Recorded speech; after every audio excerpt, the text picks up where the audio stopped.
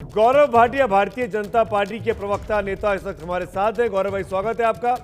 Congress party की नेता प्रवक्ता सुप्रिया श्रीनेत भी इस चर्चा में मेरे साथ जुड़ने वाली हैं। आपका भी बहुत बहुत स्वागत है।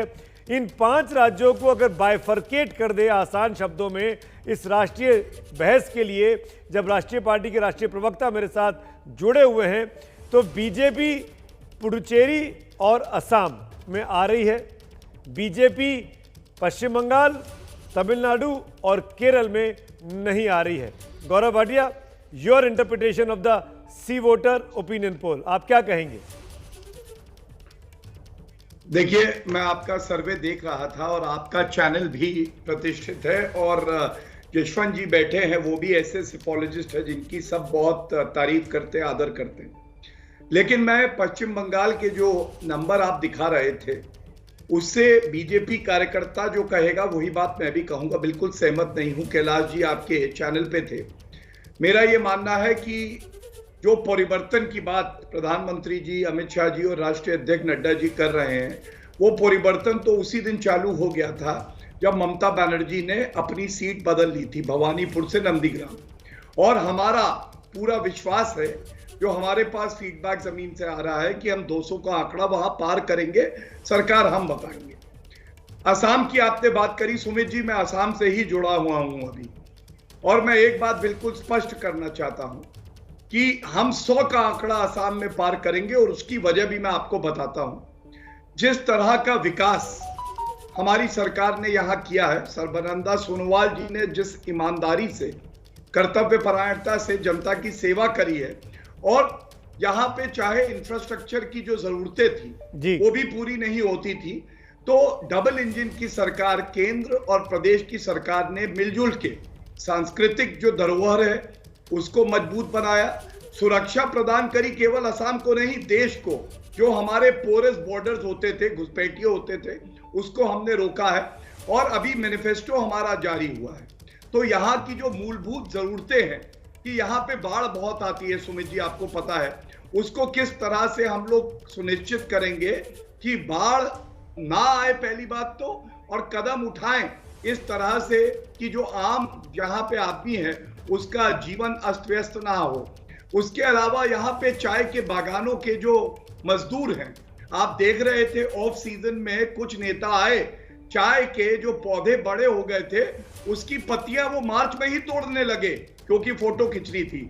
लेकिन 1000 करोड़ का बजट का प्रावधान करना, उसके अलावा जिस तरह से वहां पे medical mobile units Nadda ji स्वास्थ्य मंत्री ने दिए थे, ये सब आम जनता देख रही है। आपको बिल्कुल नहीं टोका, आपने बिल्कुल बंगाल के बारे में बताया, असम के बारे में बताया। एक 30 सेकंड में क्या आप दक्षिण भारत के राज्यों के बारे में बात करना चाहेंगे कि बीजेपी की स्थिति ऐसी क्यों है, केरल में, तमिलनाडु में, पुडुचेरी में? मैं बिल्कुल करना चाहूंगा। देखिए, मैं एक बात कहूंगा सुमित जी आपसे, और अन्यथा मत लीजिएगा। और ये यशवंत जी सिफोलॉजिस्ट हैं, आप लोग का काम है कि हमारे लोकतंत्र का सबसे बड़ा महापर्व चुनाव होता है, रौनक लगी रहे, आप अपनी बात रखें, विश्लेषण रखें, हम अपनी बात रखें। मैं आपको उत्तर प्रदेश का एक आंकड़ा जरूर दूंगा, ओपिनियन पोल का, एबीपी का। आपने भारतीय जनता पार्टी को 134 सीटें दी थी और आई कितनी, 300 का आंकड़ा पार हो गया। आपने 162 सीटें समाजवादी पार्टी को दे दी थी, कितनी आई, 50 के आसपास आपने देखा। और सी वोटर, और यशवंत जी का मैं बहुत सम्मान करता हूं, उन्होंने भी हमें एग्जिट पोल्स में 161 सीटें दी थी, लेकिन दुगनी आई, और 141 सीटें दी थी सपा को। क्या हुआ हमने देखा। तो ठीक है, ओपिनियन पोल और एग्जिट पोल अपनी अपनी बात दर्शाता है, लेकिन मैं पुडुचेरी में जो आपने आंकड़ा दिया उसका स्वागत करता हूं। तमिलनाडु में इससे हम बहुत बेहतर करेंगे, और केरला में मैं एक बात कह दूं, केरला में जिस तरह से हमारे भारतीय जनता पार्टी के कार्यकर्ताओं और आरएसएस के कार्यकर्ताओं को मारा गया है, जो पश्चिम बंगाल में भी है, हमारा ये मानना है कि जो हमारे सिद्धांत हैं, हमारी जो सोच है, उसकी जीत होने जा रही है, और हम बहुत बेहतर वहां पे प्रदर्शन करेंगे। मुझे पॉलिटिशियंस की बात बहुत अच्छी लगती है कि बड़ी आसानी से सब कुछ कह देते हैं। देखिए कितना आसान से आपने हमको मारा, भिगो भिगो के लपेट लपेट के आपने एबीपी को, यशवंत देशमुख को, सी वोटर की दे दमादम आपने क्रिटिसाइज किया। लेकिन जहां आपके मतलब का सर्वे था पुडुचेरी जैसे राज्य में आपने स्वागत कर लिया। नहीं, मुझे कोई दिक्कत नहीं है, I am open to this, हम डेमोक्रेसी में हैं। आप मेरी आलोचना कर सकते हैं, मैं आपकी आलोचना कर सकता हूं, मैं आपकी तारीफ कर सकता हूं, आप मेरी तारीफ कर सकते हैं। मैं एक बड़ा संदेश देना चाहता हूं। गौरव में आऊंगा, गौरव में आता हूं। Let me go to the other panelist. Supriya Shrinate है, रिजू दत्ता है। जरूर Supriya, thank you so much वक्त निकालने के लिए। और दूसरी बात ये कि इन पांचों राज्यों में आप डीएमके के साथ आपकी सरकार बन रही है। तमिलनाडु में वो आपको अच्छा लग रहा होगा, पुडुचेरी में आपकी सरकार जा रही है, आपको शायद अच्छा नहीं लग रहा होगा, केरल में आपकी सरकार नहीं बन पा रही है, एलडीएफ दोबारा आती दिखाई दे रही है, वो भी शायद आपको सर्वे को आप चैलेंज करेंगी। पश्चिम बंगाल में आप तीसरे नंबर का मोर्चा हैं, ये यहाँ पर भी आप सी वोटर को और एबीपी न्यूज़ को क्रिटिसाइज कर सकती हैं।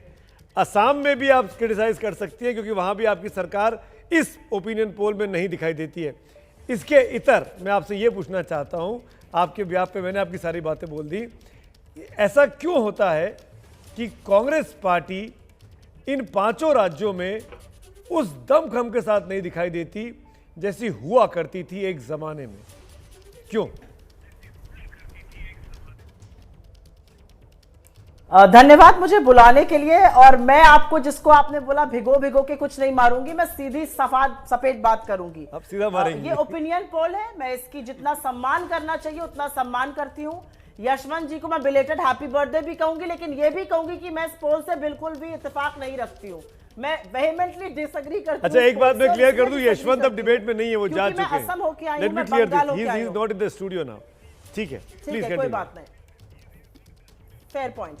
मैं असम होकर आई हूं, मैं बंगाल होकर आई हूं, मैं केरल होकर आई हूं, तमिलनाडु मुझे अब जाना है, लेकिन वहां से भी बड़ी अच्छी खबरें आ रही हैं। कुछ डबल इंजन की सरकार की बात हो रही थी और क्योंकि निर्विरोध बोला गया तो मैं जरा 2-4 सवाल भी पूछ लूं और कुछ बातें भी कह दूं। डबल इंजन की सरकार बिहार में है, जहां पर निर्वाचित विधायकों को ऐसे कूट रहे हैं पुलिस वाले जैसे कोई गली के गुंडों को पीट रहे हो, ऐसा मार रहे हैं महिलाओं को कि उनके वस्त्र खुले जा रहे हैं। ये डबल इंजन की सरकार है। असम में जो भाजपा की सरकार थी, और क्योंकि चाय बागानों की बात हुई, मैं बताना चाहती हूँ, 167 रुपए मजदूरी थी, बोला गया था 365 रुपए कर देंगे, किया नहीं गया। जब राहुल जी ने जाके वहां पे अनाउंस किया तो मात्र 50 रुपए बढ़ाकर 217 कर दिया गया। 25 लाख नौकरियां बनने वाली थी, बनाई कितनी? मात्र 80,000, 3% से भी कम। तो ये तो बड़े बड़े वादे, ये तो बड़ी बड़ी बातें और जवानी जमा खर्च करने की बात हो गई। बंगाल में आज मैंने एक प्रेस कॉन्फ्रेंस करी और ये कहते हुए मुझे दुख भी होता है, थोड़ी शर्म भी आती है, थोड़ा सर भी झुकता है कि सार्वजनिक जीवन में करप्शन की, टिकट को पैसे देने की, यौन शोषण के जैसे आक्षेप भाजपा के नेताओं पर लगाए जा रहे हैं और ये सार्वजनिक प्लेटफॉर्म्स पर अवेलेबल है। हम इसकी कोई हमारा ये आरोप नहीं है, ये सार्वजनिक रूप से आरोप लगाया गया है इनके पार्टी अध्यक्ष स्टेट वाले और जनरल सेक्रेटरी कैलाश विजयवर्गीय पर। मुझे लगता है भाजपा को उस पर जरूर बोलना चाहिए। सार्वजनिक जीवन के लोग इन सब आक्षेपों से दूर ही रहें तो अच्छा है। खैर, मैं ये बोलना चाहती हूं कि वादे वहां पे जाके भाजपा कर देती है बड़े बड़े, जो डिलीवरी की बात होती है वो कर नहीं पाती है। मैं ये नहीं करूंगी कि कड़वा कड़वा थूक और मीठा मीठा गप। आपने सही कहा, जहां पे हमारे मतलब का सर्वे हो मान ले, नहीं हो नहीं माने, मैं नहीं मानूंगी। मुझे ऐसा लगता है इन 5 राज्यों में हम बहुत बढ़िया प्रदर्शन करेंगे। असम में बिल्कुल हमारी सरकार बनेगी, मैं अभी अभी वहां से लौटी और मैं आपको ये दावे के साथ कह सकती हूं वहां पे हमारी सरकार बनने जा रही है। और भाजपा का कहीं पर जो विरोधाभास है, कहीं पर जो इनका नैतिक कॉम्पस है वो हिल गया है। असम में ये सीए की बात नहीं करेंगे, तमिलनाडु में सीए की बात नहीं करेंगे, भाजपा में ये पहली कैबिनेट मीटिंग में ही बंगाल में सीए बना देंगे। तो कहीं पर सीए के लिए मुंह नहीं खोलेंगे, कहीं पर का जो है वो पहली ही कैबिनेट मीटिंग में हो जाएगा। तो भाई ये एक ही देश है, इस पर सच ठीक है, मैं इस पर आता हूं। लेट मी टेक बोले तो कुछ नहीं हो पाएगा। ओपनिंग रिमार्क फ्रॉम चाय बागान के मजदूरों के साथ एक ओपनिंग रिमार्क रिजू से भी ले लेता हूं, फिर इस डिबेट को ओपन करते हैं। Riju, go ahead. पश्चिम बंगाल में आपकी पार्टी लगातार 3 महीनों में 3 ओपिनियन पोल में 150 से 160-65 के बीच में दिखाई दे रही है। लेकिन सवाल यह है, क्या बीजेपी इतनी मजबूत हो चुकी है आपके प्रदेश में कि वो अब 100 से ज्यादा सीटें पा सकती है? और अगर दिखता है जैसा ओपिनियन पोल में है, ऐसा वाकई में होता है, तो क्या इसकी जिम्मेदार ममता बनर्जी है? पहले तो आपको नमस्कार और सारे पैनलिस्ट को मेरा नमस्कार। देखिए, मैं एक चीज कहना चाहता हूं कि मैं आपका चैनल का और ये ओपिनियन पोल का भी सम्मान करता हूं। पर कुछ थोड़ा इसमें फासले अलग होने वाले हैं, क्योंकि मैं आपको बता दूं कि ये जो इलेक्शन है, इस इलेक्शन को अगर आप 2019 के इलेक्शन के साथ आपके आंकड़े देखें तो वहां पर जो उनका बीजेपी का वोट शेयर बढ़ा था, वो बढ़ा था इसलिए क्योंकि सीपीएम और कांग्रेस के जो वोटर्स है, उनके जो वोट शेयर वो बीजेपी में चले गए थे। अगर आप 16, 18, 19 और अभी 21 का भी देख ले तो हमारा वोट शेयर एवरेज 43% एवरेज चल रहा है। तो कांग्रेस यहां पर बहुत वीक हो चुका है, सीपीएम यहां पर बहुत वीक हो चुका है। अगर कांग्रेस, सीपीएम, उनके अध्यक्ष यहां पर आके, क्योंकि उनका रैली में एक बहुत अच्छा रैली हुआ था, अगर वो अपने वोट शेयर और कैडर्स वापस ले लेते हैं इस इलेक्शन में, तो बीजेपी सिर्फ 100 के नीचे ही नहीं, वो 50 के नीचे आ जाएंगी बंगाल में, और कांग्रेस को 50 से 60 सीट मिल सकती है बंगाल इलेक्शन से। हम लोग सरकार बना रहे, इसमें कोई दौरान नहीं है। बीजेपी 100 पार करेगी, नहीं पार करेगी, मैं आपको गारंटी बोल रहा हूं, बीजेपी 100 से नीचे रहेगी। अब 50 के नीचे आएगी कि नहीं आएगी, वो कांग्रेस के ऊपर डिपेंड करता है, उनके वोट शेयर के ऊपर डिपेंड। एक इंटरेस्टिंग बात यह इस पूरी चर्चा में कि क्या, अगर पश्चिम बंगाल की स्पेसिफिकली बात करूं, जैसा कि सी वोटर का सर्वे दिखा रहा है, ऐसा अगर होता है तो ये ममता बनर्जी की जीत है या बीजेपी के बड़े बड़े लीडर्स, जिसमें नरेंद्र मोदी हैं, अमित शाह हैं, जेपी नड्डा हैं, उनकी हार है? सुमित जी, ये भी एक गजब खेल है कि जब नरेंद्र मोदी जी लोकसभा के चुनाव 2 बार अपने नेतृत्व में जितवा चुके हैं, हम लोग विधानसभा के कितने चुनाव जीत चुके हैं और ऐतिहासिक जीत चुके हैं। गुजरात में आप देखिए, पिछले 2 दशक से ज्यादा से हमारी सरकार है, फिर भी कहते हैं ये रिपोर्ट कार्ड नरेंद्र मोदी जी का होगा कि नहीं। लेकिन एक सवाल तो ये भी बनता है कि जिसके नेतृत्व में कांग्रेस पार्टी 30 से ज्यादा चुनाव हार चुकी है, उसका रिपोर्ट कार्ड कब आएगा, कब प्रश्न पूछे जाएंगे। खैर, ये बात हो गई, अब मैं कुछ बातों के उत्तर दे दूं। इसी तरह के वादे बिहार की असेंबली के चुनाव में भी किए जा रहे थे। हमने देखा किसकी सरकार बनी है। और जहां तक वादों की बात है, मैं एक बात बता दूं, असम में अब विकास हो रहा है, चाहे वो बोगीबील का ब्रिज हो, तोला सादिया का ब्रिज हो, कनेक्टिविटी बेहतर हुई। Look east policy, A for Assam. Assam में इससे पहले जब कांग्रेस की 15 साल सरकार रही, क्योंकि चाय के बागानों की बात हुई, तो मैं एक बात जरूर बता दूं, 2018 में सर्वोच्च न्यायालय का एक जजमेंट है, 20 साल चाय के बागान में जो मजदूर काम करते रहे, उनको उनका वेतन नहीं मिला, वो सेवानिवृत्त हो गए। और आपको मालूम है किसने दिया इन 20,000 वर्कर्स को? हमारी सरकार ने, और सर्वोच्च न्यायालय ने इस बात की सराहना करी। नहीं, मैं अपनी बात पूरी कर लूं प्लीज। अच्छा, सुमित जी, ओके, धन्यवाद। अनदर 20 सेकंड बोलिए। Thank you. दूसरी बात, आप बताइए, विचारधारा की बात होती है, पश्चिम बंगाल में कांग्रेस और लेफ्ट एक साथ हैं, और साथ में फुरफुरा शरीफ को भी जोड़ लिया है। लेकिन केरल में कांग्रेस और लेफ्ट अलग अलग है। तरुण गोगोई जी ने असम में कहा था, बदरुद्दीन अजमल कौन? आज बदरुद्दीन अजमल की गोदी में कांग्रेस बैठी हुई है। इनके समय पे खुला खेल फर्रुखाबादी था, बाहर से आते थे घुसपैठिए, और ये लोग कहते थे वोट बैंक है हमारा, क्योंकि एक धर्म विशेष के थे। हमने भारत को सुरक्षित किया, असम को सुरक्षित किया, और सीए पे पूछा तो मैं बिल्कुल स्पष्ट कह दूं, इनका धोखा देखिए, इनकी 5 गारंटी में ये लिखा है सीए को वापस कर लेंगे। केंद्र का कानून कोई प्रदेश की विधायिका कैसे वापस कर सकती है? सुप्रिया, जवाब दीजिए, फिर मुझे आगे बढ़ना है। सुप्रिया, दिबांग जुड़ गए। दिबांग, स्वागत है आपका। सुप्रिया, जवाब दीजिए। मैं सिर्फ इतना कहना चाहती हूं कि असम में तो ऐसा डेवलपमेंट हो रहा है सुमित जी कि 25 लाख की नौकरी का वादा करने के बाद 1 लाख नौकरी भी नहीं दे पाए। ऐसा बड़ा डेवलपमेंट 5 साल में कर दिया। असम में अभी तो सरफुटअव्वल देखिएगा आप सोनोवाल जी और हेमंत बिस्व शर्मा जी के बीच में, जो ऑलरेडी हो रहा है, उसके ऊपर कितना भी पर्दा डालना चाहे मैं उस पर बोलूंगी नहीं। भाई, आपने बहुत बड़ा काम कर दिया चाय बागान के मजदूरों के लिए। 167 था, 217 कर दिया, 50 रुपये बढ़ा दी। और वो कब किया? आनंद फानन में, जब राहुल गांधी जी 365 अनाउंस कराए। मैं सिर्फ 2 बातें कहना चाहती हूँ। अलायंस हर जगह वहां के सर्कमस्टेंसेस को देखकर होती है।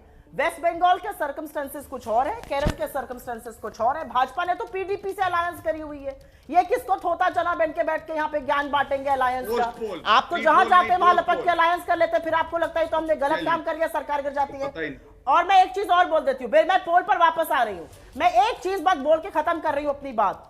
आप जितने भी राज्य ले लीजिए, अरुणाचल, मणिपुर, नागालैंड, मध्य प्रदेश, राजस्थान, छत्तीसगढ़, भाजपा लगातार राज्य इलेक्शंस हारी है।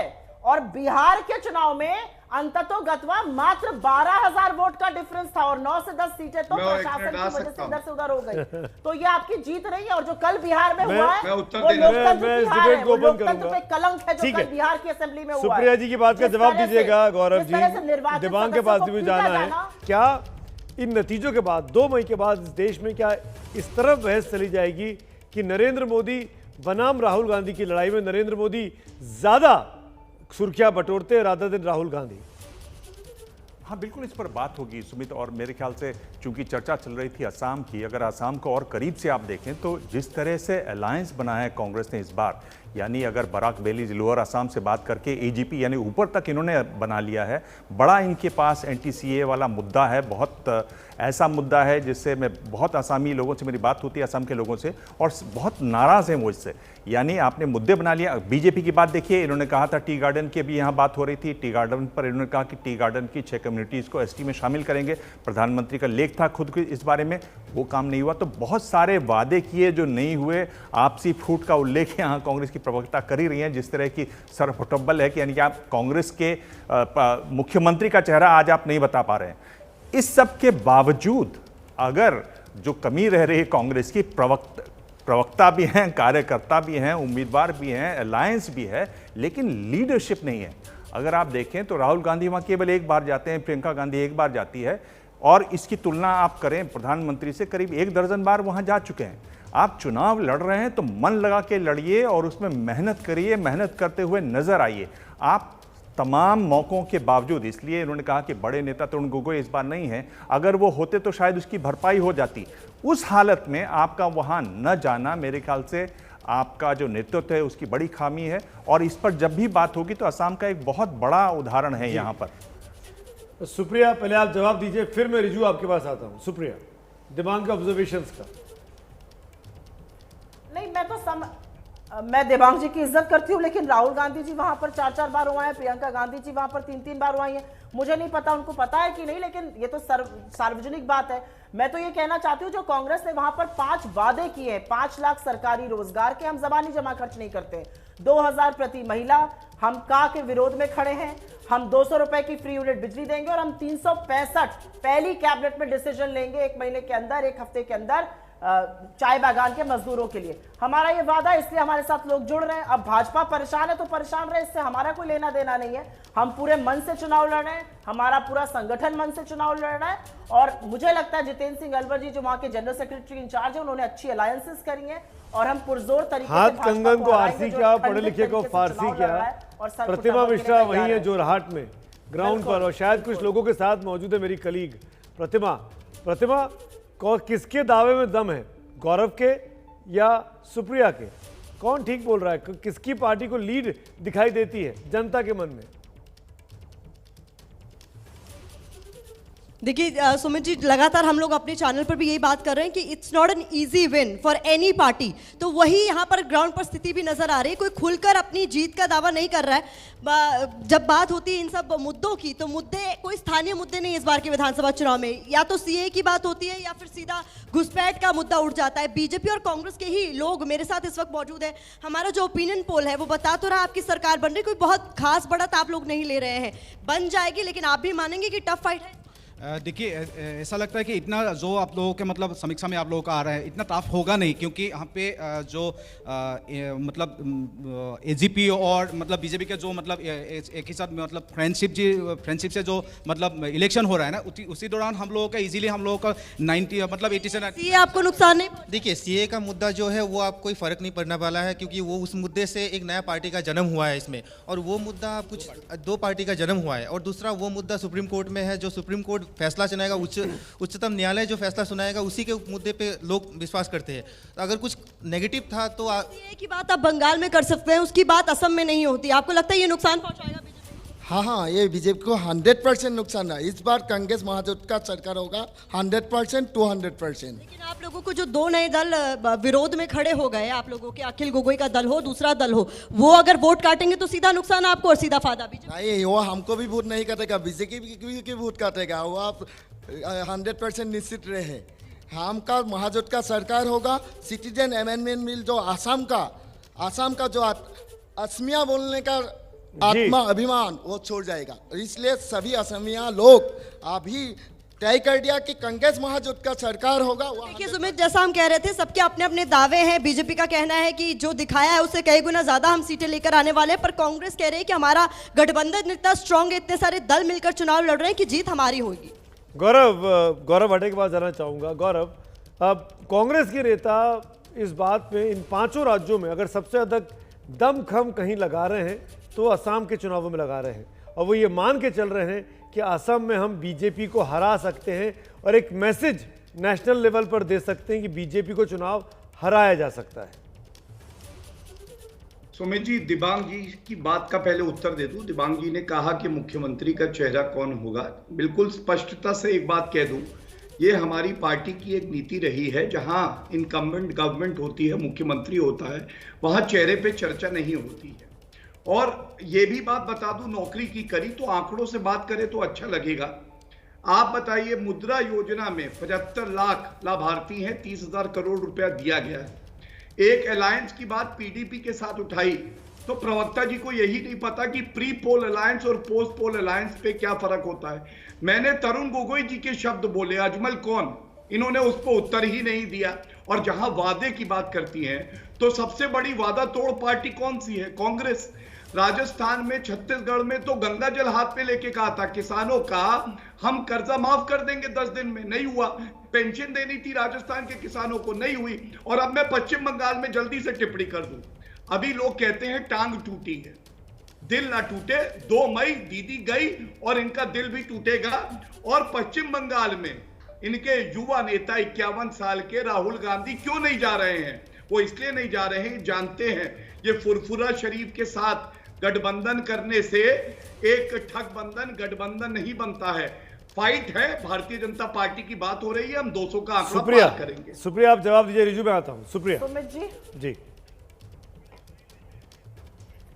मैं छोटी सी एक बात ये बोलना चाहती हूं। मैंने एक बहुत बड़ा मुद्दा उठाया था, पता नहीं किसी ने सुना कि नहीं सुना इस डिबेट पर, क्योंकि बंगाल की बात हो रही है। मैंने एक जबरदस्त करप्शन और अलेजेड यौन शोषण की बात उठाई थी, उसके बारे में भाजपा कुछ बोलेगी?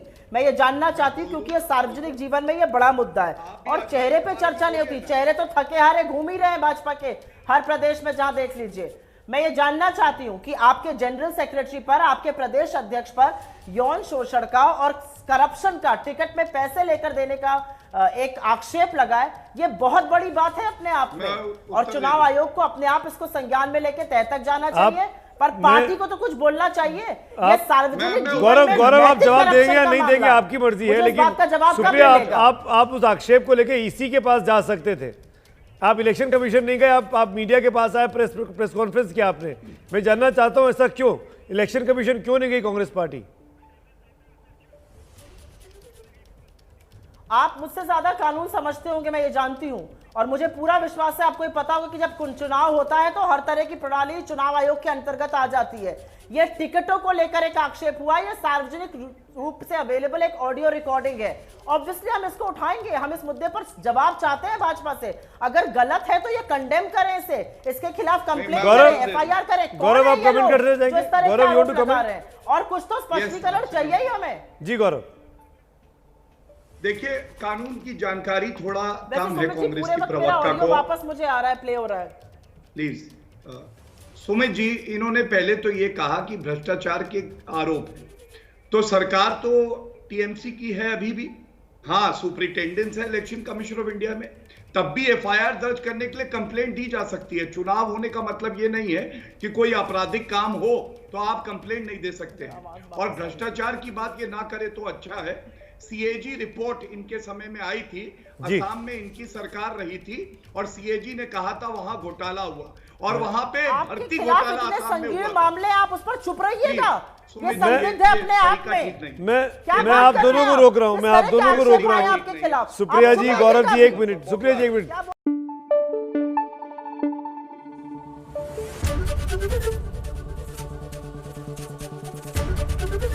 ABP न्यूज आपको रखे आगे।